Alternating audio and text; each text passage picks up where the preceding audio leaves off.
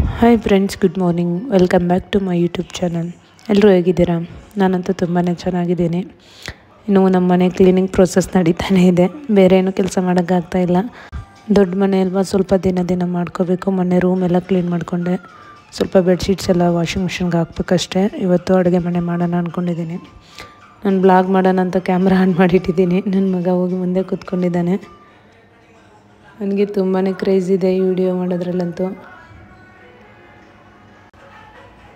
ಅವನಿಗೆ ರೆಡಿ ಮಾಡಿಬಿಟ್ಟು ಕಳಿಸ್ದೆ. ಮಾಡ್ತಾ ಇದೀಯಾ? ಮಾಡು.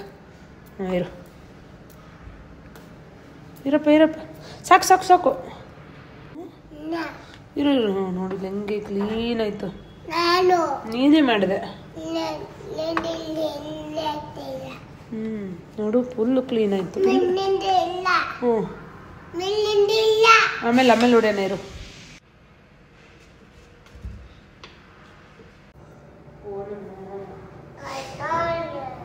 ಅಯ್ಯೋ ರಮ್ಮ,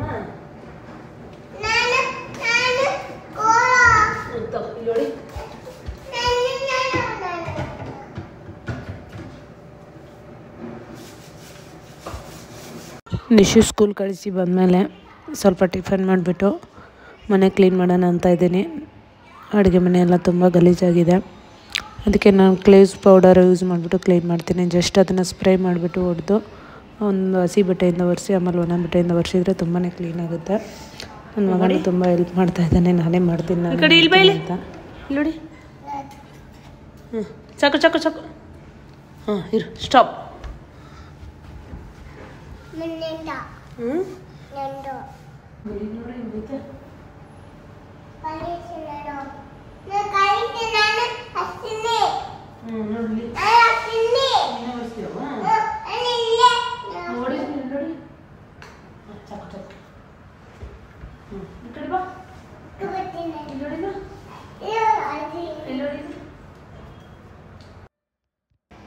ಇದು ಹಸಿ ಬಟ್ಟೆಯಿಂದ ಒರೆಸ್ಬಿಟ್ರೆ ತುಂಬ ಸ್ಮೆಲ್ ಬರುತ್ತೆ ಮತ್ತು ಸ್ವಲ್ಪ ದಿನ ಬಿಟ್ಟರೆ ವುಡ್ ಹಾಳಾಗುತ್ತೆ.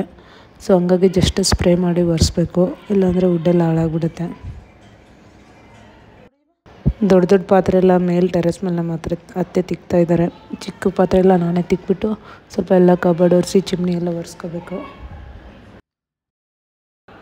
ಕಬರ್ಡ್ಸ್ ಎಲ್ಲ ಕ್ಲೀನ್ ಆಯಿತು. ಈಗ ಸ್ವಲ್ಪ ಫ್ರಿಜ್ಜೆಲ್ಲ ಒರೆಸ್ಕೋಬೇಕು. ಫ್ರಿಜ್ಜು ಆವಾಗವಾಗ ಒರೆಸ್ಕೊತಾ ಇರ್ತೀವಿ, ತರಕಾರಿ ತಂದಾಗೆಲ್ಲ ಎತ್ತಿಡುವಾಗ.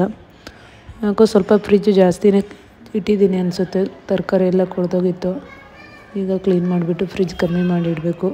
ಸಮ್ಮರ್ ವಿಂಟರ್ ಚೇಂಜೇ ಮಾಡಿರಲಿಲ್ಲ ನಾನು. ಸದ್ಯಕ್ಕೆ ಇಷ್ಟು ಕ್ಲೀನಿಂಗ್ ಸ್ಟಾಪ್ ಮಾಡಿದೆ. ಅಲ್ಲೇ 12 o'clock ಆಗಿದೆ.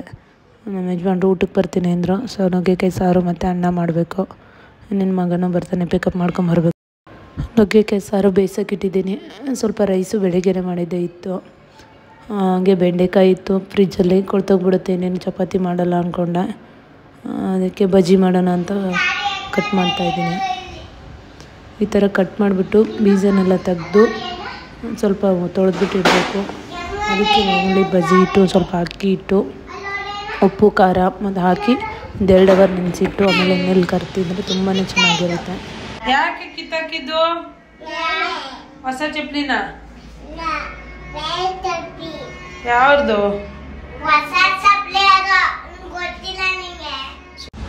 ದಿಶು ಬಾ.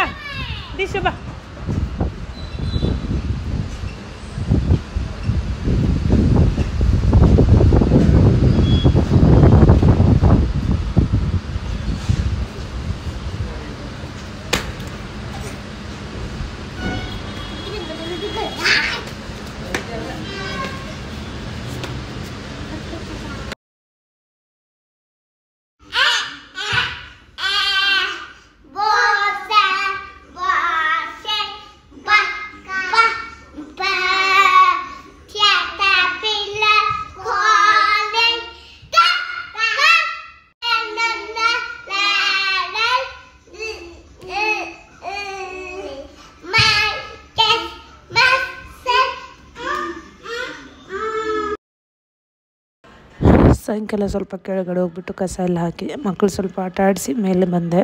ಇವಾಗ ರೈಮ್ಸ್ ಹೇಳ್ತಾ ಇದ್ದಾರೆ. ನಮ್ಮ ದಿಶು ಸ್ಕೂಲಲ್ಲಿ ಏನು ಹೋಮ್ವರ್ಕ್ ಕೊಡ್ತಾಯಿಲ್ಲ. ದೊಡ್ಡ ಮಕ್ಕಳಿಗೆ ಎಕ್ಸಾಮ್ಸ್ ನಡೀತಾ ಇದೆ. ಇವ್ರಿಗೆ ನರ್ಸರಿ ಅವ್ರಿಗೆ ಎಕ್ಸಾಮ್ಸ್ ಇರೋಲ್ಲ. ಜಸ್ಟ್ ರೈಮ್ಸ್ ಪ್ರಾಕ್ಟೀಸ್ ಮಾಡಿಸ್ತಾ ಇದ್ದೀನಿ ಅಷ್ಟೇ. ಹೇಗೂ ಮಧ್ಯಾಹ್ನ ಮಾಡಿದ ಸಾಂಬಾರು ಇತ್ತು, ಅನ್ನ ಸಾರು, ಸ್ವಲ್ಪ ಬಜ್ಜಿ ಕಲಸಿಟ್ಟಿದ್ದೆ, ಅದನ್ನು ಹಾಕ್ಕೊಂಡ್ಬಿಟ್ಟು ಊಟ ಮಾಡಬೇಕು.